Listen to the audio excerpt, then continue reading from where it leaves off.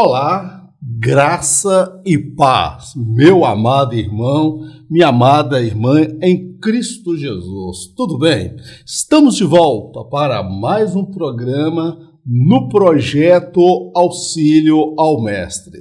E para você que está chegando agora e não me conhece, eu sou o presbítero Mauro Lúcio e semanalmente estamos produzindo conteúdos para auxiliar os professores e professoras da Escola Bíblica Dominical. É um prazer tê-lo aqui conosco. Nesta lição de hoje, nós vamos estudar a lição de número 11. Apóstolo Paulo, o zelo pela sã doutrina. Leitura bíblica. Se alguém ensina alguma outra doutrina e se não conforma com as sãs palavras de nosso Senhor Jesus Cristo e com a doutrina que é segundo a piedade, é soberbo e nada sabe, mas delira acerca de questões e contendas de palavras, das quais nascem invejas, porfias, blasfêmias, ruins suspeitas, contendas de homens corruptos de entendimentos e privados da verdade, cuidando que a piedade seja a causa de ganho. Aparta-te dos tais, mas é de grande ganho a piedade com contentamento. Mas tu, ó homem de Deus, foge destas coisas e segue a justiça, a piedade, a fé, o amor, a paciência, a mansidão. Tu, porém, permanece naquilo que aprendestes e de que foste inteirado, sabendo de quem o tens aprendido, e que desde a sua meninice sabes as sagradas letras que podem fazer-te sábio para a salvação pela fé que há em Cristo Jesus. Toda escritura divinamente inspirada é proveitosa para ensinar, para redarguir, para corrigir, para instruir em justiça, para que o homem de Deus seja perfeito e perfeitamente instruído para toda boa obra. Nesta lição de hoje, nós vamos falar sobre a sã doutrina, o zelo, o amor de Paulo para com a sã doutrina.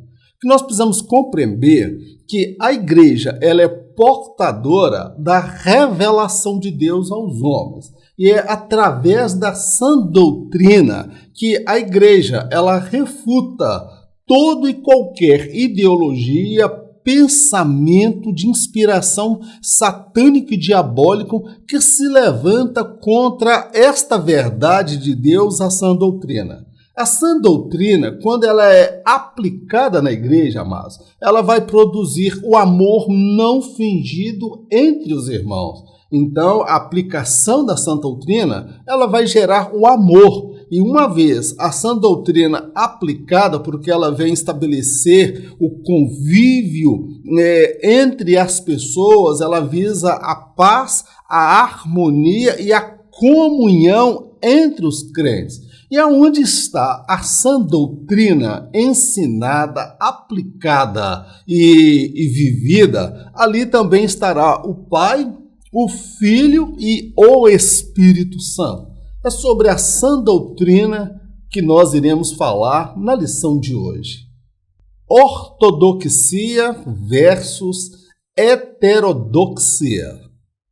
Neste primeiro tópico da lição, nós vamos nos deter a estabelecer aqui alguns termos teológicos. É algo que é ortodoxo, que é mais conservador, mais apegado ao texto sagrado na sua mensagem, e a heterodoxia, que é uma forma divergente de compreender a doutrina bíblica. Dois termos técnicos importantes. A teologia tem como objetivo interpretar o texto sagrado e compreender as suas várias doutrinas. Alguns termos adotados pela teologia são de difícil compreensão para os mais leigos. Dentre estes estão a ortodoxia e a heterodoxia. Um sempre será oposto ao outro. O primeiro compreende que as Sagradas Escrituras trabalham com verdades absolutas. Já o último relativiza estas verdades. A teologia, ela é uma ciência que tem como objetivo a interpretação de um texto sagrado, um texto inspirado, revelado por Deus. E a teologia, ela busca compreender estas doutrinas que estão inseridas dentro desse texto. E nesse inteirinho de interpretar, dar sentido e formar ideias, a teologia ela vai se valer de vários termos. Por exemplo, soteriologia é a doutrina da salvação. A martiologia é a doutrina do pecado. E alguns termos adotados, irmãos, eles são de difícil compreensão e entendimento para os mais leigos, porque não faz parte do dia a dia. Dentre esses está a ortodoxia e a heterodoxia. O que é isso? Ambas são formas de entender o texto sagrado. E nós vamos discorrer acerca desses dois termos importantes no decorrer desse primeiro tópico. Conceito de ortodoxia. A ortodoxia significa o que é direito, reto, certo. Ela nunca admite uma interpretação relativa ou subjetiva das escrituras sagradas. Uma doutrina é ortodoxa quando está em plena conformidade com os ensinos de Jesus e seus apóstolos. Nenhum líder cristão detém a prerrogativa de produzir qualquer conteúdo doutrinário que não esteja em conformidade com a Bíblia. O termo ortodoxia literalmente é o que é direito, reto e certo. Ou seja, é a compreensão do texto sagrado, é a compreensão das sagradas escrituras, que está ali em conformidade com aquilo que foi escrito pelo autor. E nós observamos o seguinte, que a ortodoxia, ela trabalha a partir da visão da Bíblia de verdades absolutas, verdades atemporais que não estão restritas ao tempo. E não há como relativizar a verdade das Escrituras. A heterodoxia, ela compreende a Bíblia como revelação plenária de Gênesis e a Apocalipse, tá bom? Uma doutrina, ela é tida como ortodoxa desde que ela esteja em plena conformidade com os ensinos de Jesus e seus apóstolos, tá bom, meu amado? E nós compreendemos que a Bíblia, as pessoas da linha ortodoxa, mais conservadora, compreende que nenhum outro líder, seja ele quem for, ele detém a prerrogativa, a autoridade de produzir conteúdo doutrinário que não esteja em conformidade com a Bíblia, tá bom, meu querido? Pode ser o pastor presidente, pode ser o papa, pode ser quem for. Ele não detém esta prerrogativa. A Bíblia é o único livro de fé e regra. Ela detém a última palavra. Amém? Glórias a Deus. Conceito de heterodoxia. A heterodoxia tem um sentido de diverso, isto é, trata-se de uma opinião divergente e oposta em relação ao real sentido das escrituras bíblicas. Paulo afirmou que esta forma distorcida de ver e interpretar a sã doutrina era de inspiração satânica. A heterodoxia anula a unidade cristã quanto às doutrinas bíblicas, para ela tudo é relativo. A heterodoxia é uma forma de se interpretar o texto divino. Só que é uma forma divergente, porque a pessoa vai ler o texto sagrado das doutrinas e ela vai compreender de uma forma, vai dar um sentido totalmente contrário, diferente da ortodoxia, que compreende aquilo como uma verdade absoluta. A heterodoxia, ela relativiza o texto. Ela não entende e afirma até que a Bíblia ela não é de revelação plenária, é revelação parcial. Sobre esta visão de heterodoxia, Paulo chegou a afirmar que se trata de uma interpretação, de uma forma distorcida de ver e entender a doutrina bíblica. E esta inspiração, esta forma de ver, Paulo afirma que é uma inspiração satânica, seria a doutrina de demônios. A heterodoxia, na prática, ela anula a unidade cristã. O que é a unidade cristã? É o consenso entre os cristãos acerca das doutrinas bíblicas, tá bom, meu amado? Então, a heterodoxia, ela relativiza as verdades absolutas de Deus. Então, nós vamos ver correntes teológicas e alguns teólogos que eles são dessa escola, dessa visão, dessa ideologia heterodoxa. Ou seja, eles têm várias formas diversas de compreender o texto, enquanto que a ortodoxia ela é mais centrada no texto, na interpretação, segundo como foi transmitido pelos pais da igreja. A ameaça de corrupção doutrinária.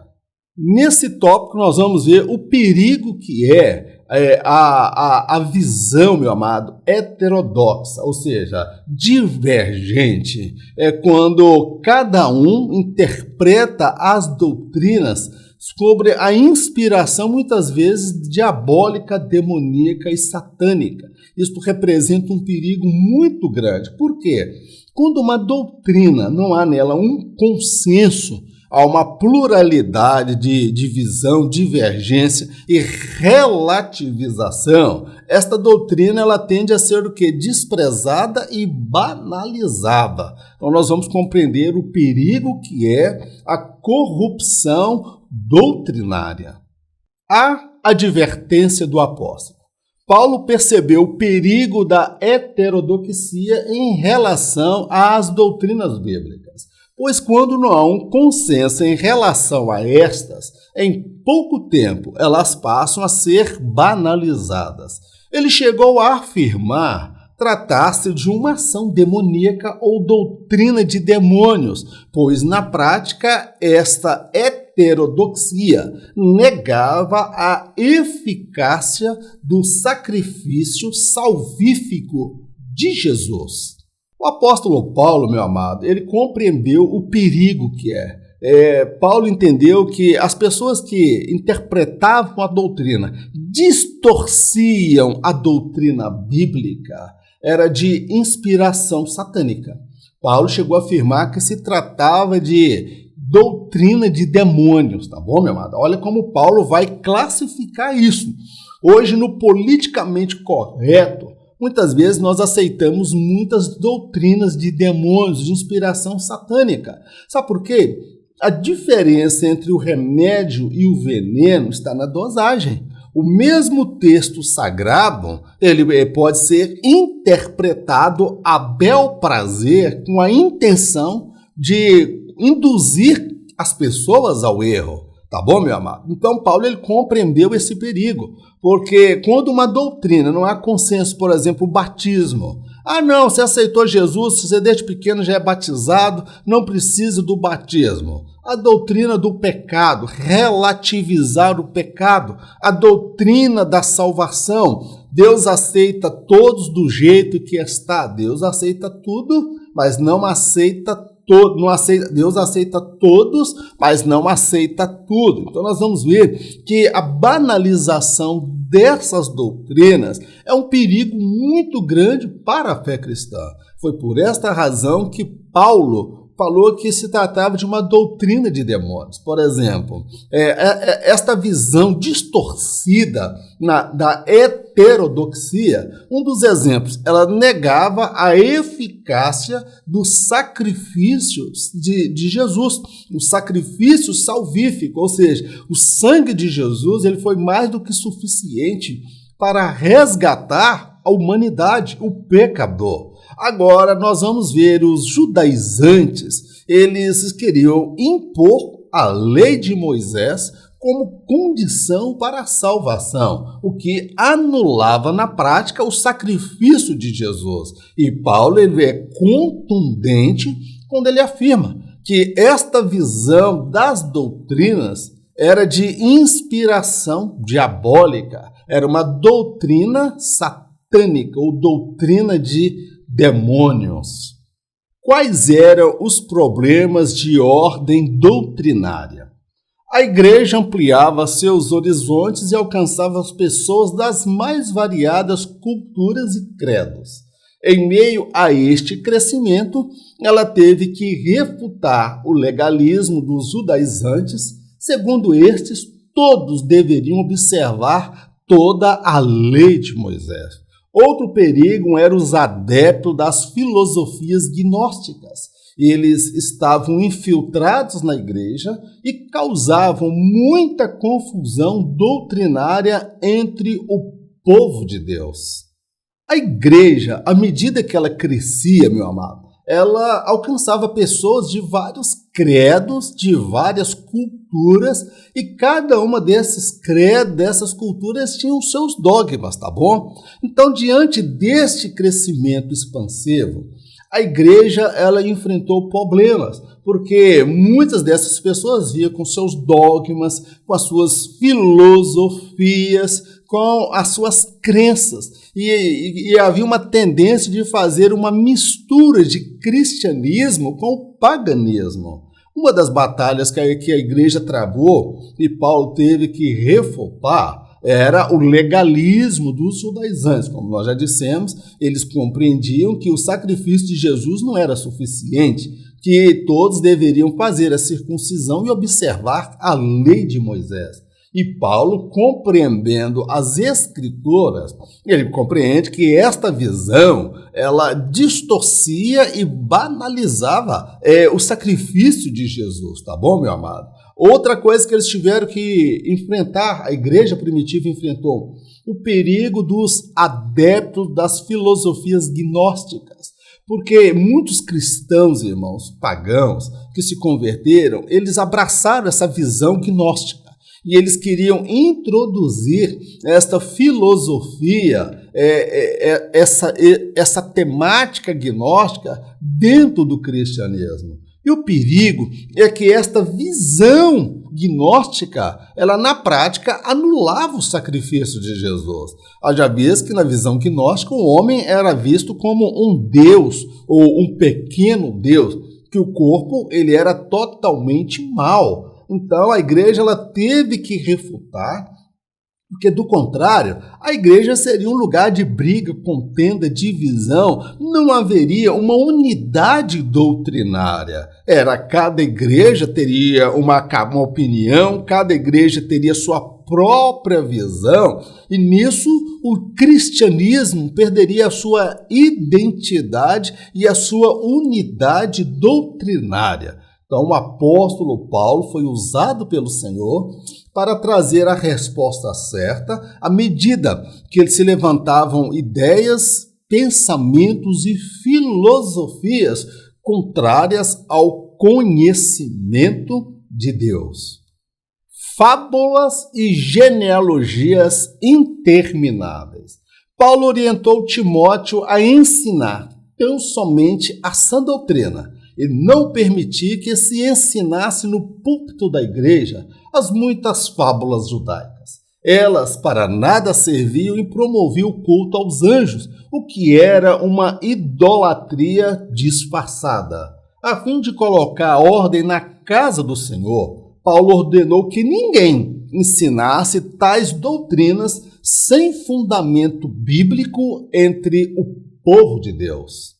Uma batalha grande que a igreja sofreu, irmãos, nós devemos compreender o seguinte, que a igreja, à medida que ela crescia, iam surgindo que as dificuldades, as demandas e trazer a resposta a muitas heresias, ideologias e filosofias que se tentavam implantar na igreja.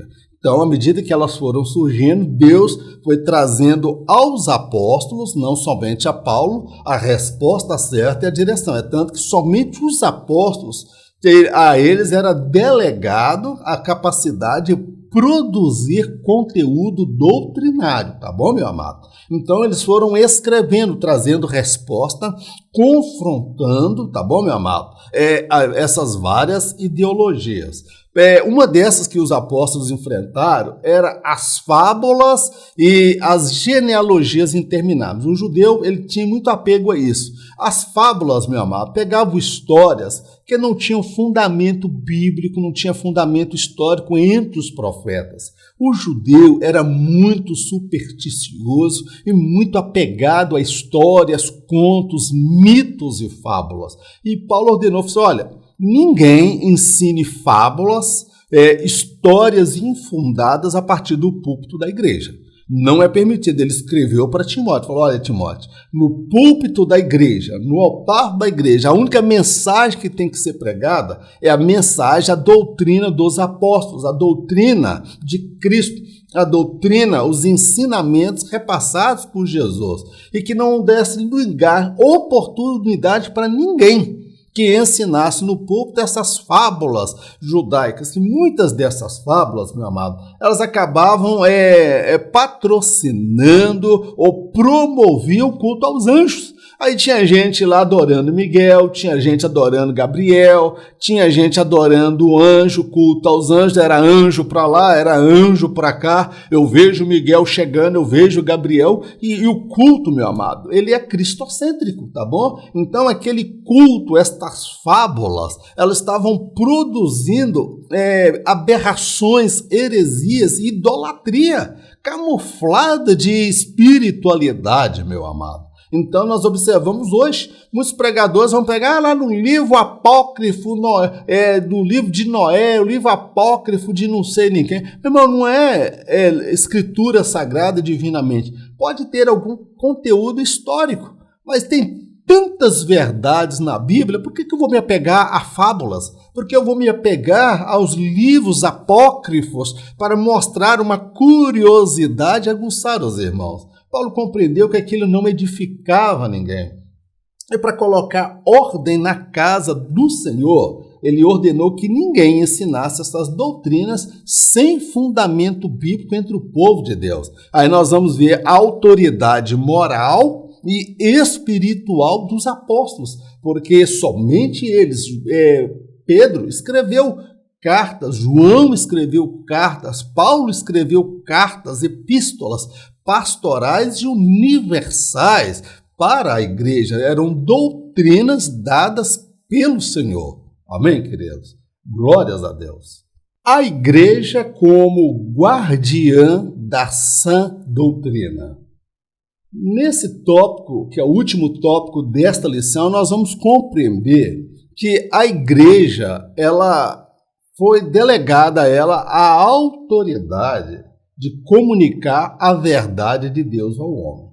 A verdade de Deus, que é a sã doutrina, meu amado, ela diz respeito não somente à igreja, mas ela diz respeito também ao mundo. Então, a igreja, ela deve preservar esta sã doutrina, tá bom, meu amado? Então, não há espaço para inovações dentro da fé cristã. O que há espaço, na verdade, é se apegar a estas doutrinas, a estes ensinamentos e aplicar no dia a dia das nossas vidas e da história da igreja local. Amém, queridos? A igreja é coluna e firmeza da verdade. Há no mundo uma enorme diversidade religiosa, cada uma delas com seus dogmas e crenças. O Senhor delegou à igreja a missão de comunicar ao mundo a verdade do Evangelho. Neste sentido, ela é a portadora da verdade de Deus ao homem. Ela deve pregar esta verdade, preservá-la e refutar com veemência todo pensamento e ideologia que se levante contra o conhecimento de Deus. Paulo ele chega a declarar que a igreja é coluna e firmeza da verdade. O ponto de vista dele, que a igreja ela é a base, é o sustentáculo, tá bom? A igreja ela é portadora da mensagem de Deus para a humanidade. E que mensagem é esta? É o Evangelho. Então, neste mundo que nós temos aí uma diversidade muito grande de religiões espalhadas pelo mundo. Cada religião, ele vem do sentido de religar, ou seja, fazer a conexão, religar o homem caído com Deus, o Deus criador. Então, a religião ela tem essa pretensão. Mas, como nós compreendemos, o cristianismo, a igreja, é a única instituição que detém a autoridade de falar em nome de Deus e pregar a mensagem da salvação. Olha a responsabilidade. O Senhor delegou à igreja a missão de comunicar ao mundo a verdade do Evangelho. Então, nós temos a missão de pregar a mensagem de Deus, porque o Evangelho é a voz de Deus, é a coluna, é a firmeza da verdade. Então, nesse sentido, a igreja ela é portadora da verdade de Deus ao homem. E a igreja ela tem a missão de pregar, preservar e refutar com veemência todo pensamento e ideologia. Por exemplo, ideologia de gênero, a teoria da evolução e tantas ideologias e pensamentos humanos, meu amado, que vêm contra a ideia de Deus, a verdade de Deus, a palavra de Deus. E a igreja, ela tem que exercer o papel de apologista. É o quê? É aquele que faz a defesa da fé. No meio dessa pluralidade de religião, cada um com seus dogmas, com as suas crenças, no meio dessa diversidade de ideologias e filosofias, o Senhor delegou autoridade à igreja para levar cativo todo pensamento e ideologia que se levante contra o conhecimento de Deus. Então você consegue compreender a responsabilidade da igreja? A igreja ela é a coluna e firmeza da verdade. O que é isso? Ela recebeu de Deus a autoridade para comunicar ao homem, à humanidade, a verdade de Deus. Jesus disse: eu sou o caminho, a verdade e a vida. Então, a igreja ela tem esta verdade que foi delegada pelo Senhor. Sobre a ótica da filosofia e a ciência, a verdade ela pode ter formas diferentes, interpretação diferente e visão diferente. A visão do mundo, a verdade ela é relativa, mas a visão cristã, a verdade ela é absoluta, porque Cristo é a verdade. E a Bíblia fala que o temor do Senhor é o princípio da sabedoria. Então, a igreja, ela detém este saber, este conhecimento acerca da verdade. E na autoridade do Espírito Santo, ela leva cativo todo o pensamento, filosofia, ideologia que se levanta contra esse saber, esse conhecimento de Deus. Olha a responsabilidade que foi delegada à igreja. O objetivo do zelo pela sã doutrina. A sã doutrina, quando aplicada, produz harmonia, comunhão e o amor sincero entre os irmãos. Por esta razão, ela deve ser preservada. O diabo tem seus agentes infiltrados na igreja. Eles tentam de todas as formas distorcer e anular a sã doutrina. Quando a sã doutrina é desprezada pela igreja, Jesus fica do lado de fora e o diabo do lado de dentro. O que a sã doutrina gera, meu amado? Por que a sã doutrina é tão importante? O que é a sã doutrina? A sã doutrina é o conjunto de ensinamentos repassados por Jesus. E também os ensinamentos que ele repassou aos apóstolos após ele ser recebido no céu. Então os apóstolos receberam todos os ensinos de Jesus, tudo que Jesus pregou, tudo que Jesus ensinou e muita coisa que não foi escrito, os apóstolos guardaram. E à medida que a igreja ia crescendo, o Espírito Santo ia dando a esses homens sabedoria para saber lidar com as demandas, com as dificuldades. Então, a sã doutrina, ela vem estabelecer a conduta do cristão, o viver em família, o viver em sociedade, o viver no casamento, nas relações pessoais, nas relações com a igreja, na relação com o mundo, na relação dele com Deus, meu amado. Então, a sã doutrina, ela vai nortear. E quando esta sã doutrina, esse conjunto de ensinamentos dado pelo Senhor e comunicado aos seus apóstolos, vai gerar no seio da igreja harmonia, comunhão e um amor sincero. O que Paulo fala? Um amor não fingido. Porque o amor ele pode ser dissimulado, fingido, falso. Alguém pode querer demonstrar uma coisa que na prática ele não é aquilo que ele está dizendo.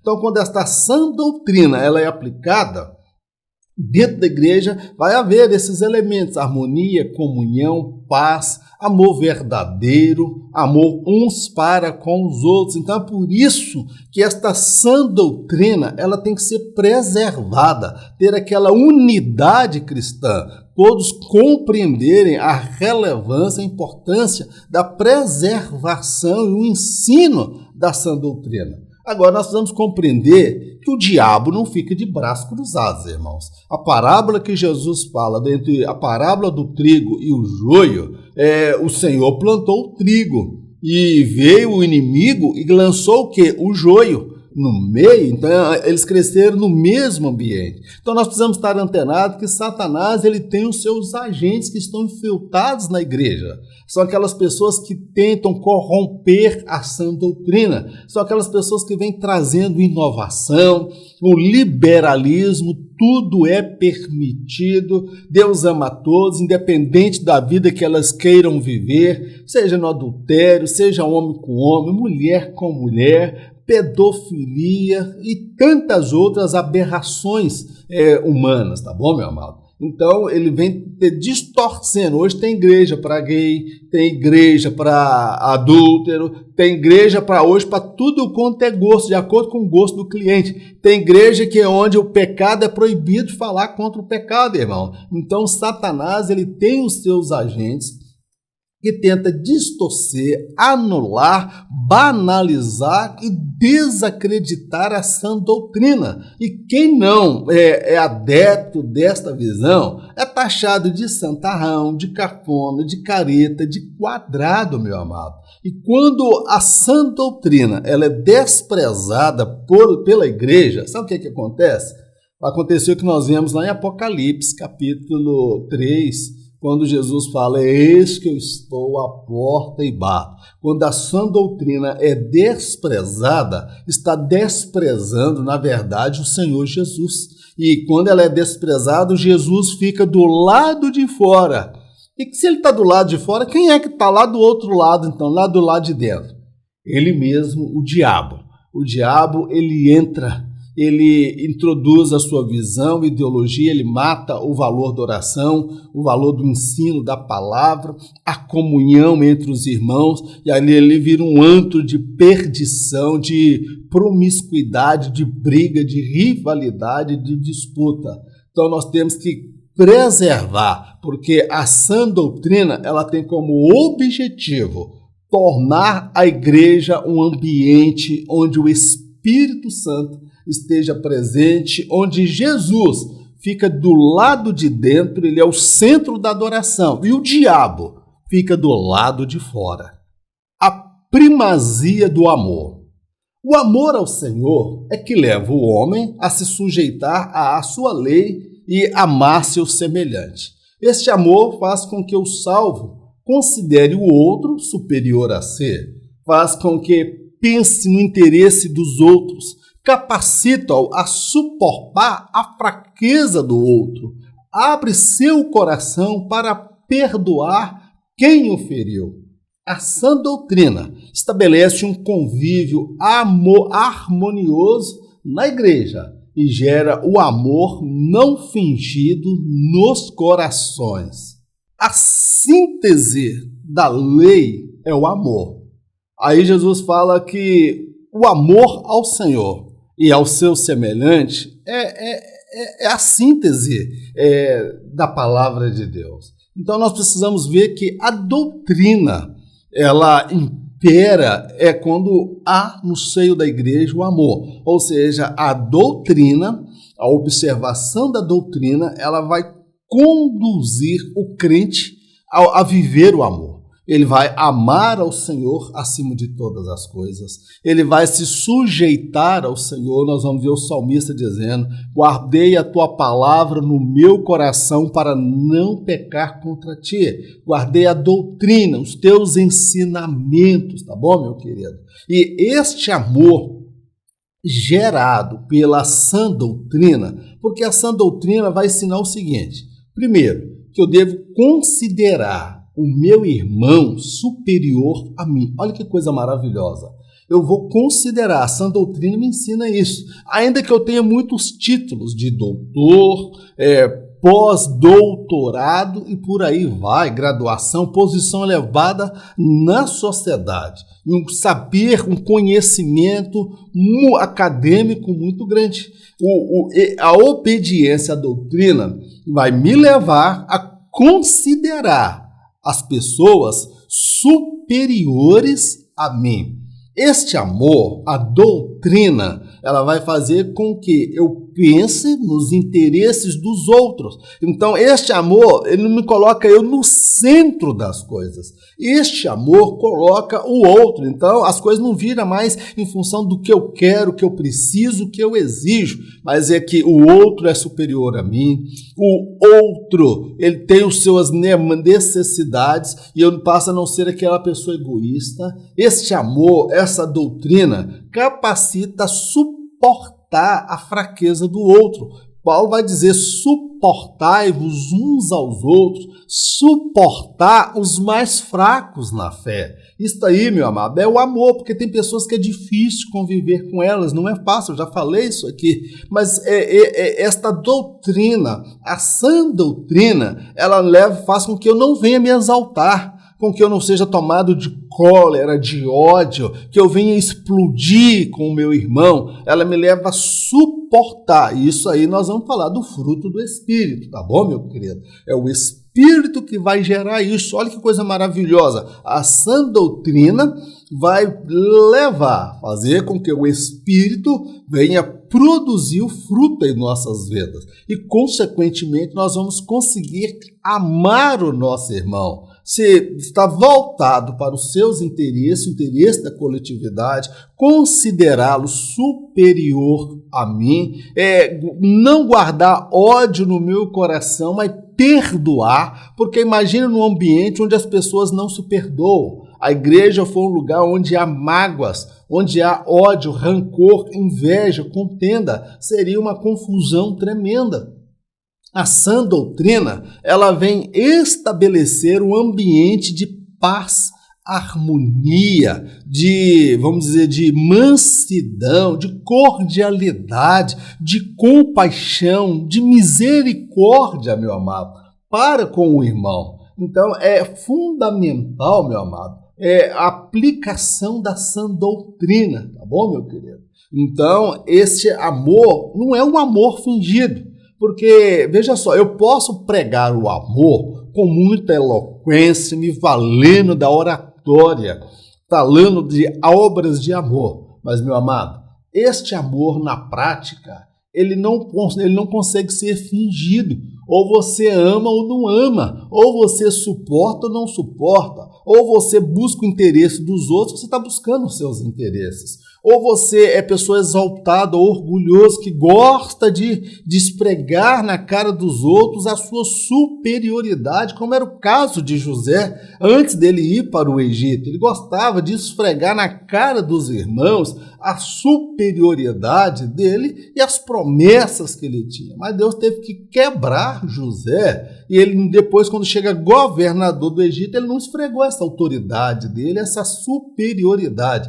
Ele atribuiu tudo ao Senhor. Então, meu amado, o amor, a primazia do amor, ela é gerada pela doutrina. A doutrina bíblica, os ensinamentos de Jesus. Se o teu irmão pecar contra ti, você deve perdoar ele 70 vezes ou 7 vezes? Quantas vezes? Toda vez que ele pecar, o meu coração tem que perdoá-lo. Isso é fundamental, não somente para a visão na igreja, mas a visão na sociedade. Conforme nós compreendemos, a nossa sociedade ela foi influenciada pela visão judaica cristã. Ela foi influenciada pela ideologia, a filosofia, pela visão judaica cristã. Os conceitos de perdão, compaixão, misericórdia, longanimidade, paciência, cordialidade entre as pessoas, isto é fundamental. Então, a sã doutrina ela vai estabelecer este convívio harmonioso. É por isso que o diabo fará de tudo para corromper a sã doutrina. E no nosso meio vai surgir homens arrogantes, jactanciosos, soberbos, prepotentes, altivos, mais amantes de si mesmo do que de Deus, homens que vão buscar os seus interesses, que vão ver na fé cristã uma fonte de lucro, de patrimônio, de fazer riqueza, que vão deturpar, banalizar, desprezar a sã doutrina. Mas quando a sã doutrina está presente, o Pai, o Filho e o Espírito Santo estão presentes nesta igreja. Meu amado, encerramos aqui a nossa ministração desse assunto maravilhoso que é o amor à sã doutrina. Que o Espírito Santo complete na sua vida aquilo que não me foi possível em virtude da minha limitação. Eu quero te fazer um convite todo especial. Quero te convidar a fazer parte do Grupo dos 300. O Grupo dos 300 são pessoas que se apresentam para nos ajudar com recursos de 30, de 40, de 50, de 60, de 100 reais, de acordo com a sua visão e a sua possibilidade. Com estas pessoas eu compartilho semanalmente esse material. E o material que eu envio, ele tem citações bíblicas, ele tem comentários além daquilo que foi proposto pela CPAD, e eu compartilho via WhatsApp. Está o número do meu WhatsApp na tela, você pode me mandar uma mensagem, identifique, fala qual é o seu nome, de que cidade que você quer fazer parte deste grupo que vai estar nos ajudando a prosseguir nesse ministério da palavra. Então, meu amado, ao sábado, no próximo sábado, antes da escola bíblica, você vai ministrar essa lição no domingo, no sábado à noite, sempre às 19 horas, aqui no canal, eu estou fazendo a live com o tema Repassando a Lição. Nesta ocasião, nós vamos ministrar esta lição para você que vai ministrar esse tema na escola bíblica dominical, normalmente no domingo. Então, você vai assistir a live, você vai participar, nós vamos fazer ali pausado, interagindo com as pessoas e você vai chegar mais preparado para ministrar. Se você desejar ter esse material semanalmente em PDF, todos os domingos eu estou compartilhando esse material com o grupo dos 300. Amém, querido? Vamos orar? Senhor, nós te agradecemos por mais este estudo da tua palavra. A ti, meu Deus, toda a honra, toda a glória, todo louvor e toda adoração. Ensina-nos a amar, zelar pela sã doutrina. Ensina-nos a ter uma visão, meu Deus, ortodoxa. Aqueles que compreendem que a Bíblia ela é a palavra de Deus, revelação plenária.